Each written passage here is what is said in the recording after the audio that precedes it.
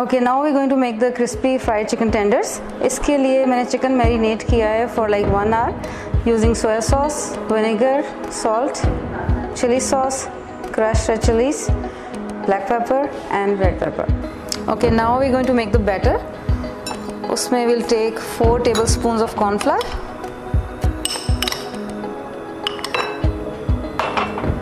and we'll add 4 tablespoons of flour,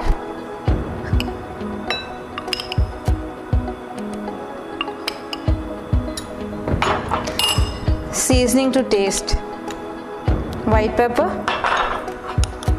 red chili powder, 1/4 teaspoon of baking powder, salt and some chili sauce.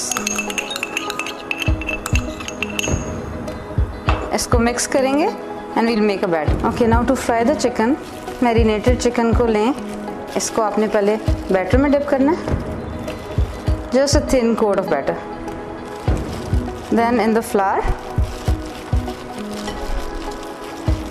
And then a quick dip in the water, थोड़ा सा पानी में, and then again flour, and इसको lightly toss करें ताकि इसके ऊपर ना एक अच्छी सी क्रम्स की कोटिंग हो जाए.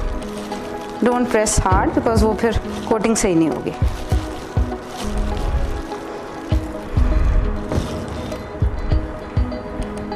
ओके, इसको अब आपने डीप फ्राई करना है मीडियम हीट पे.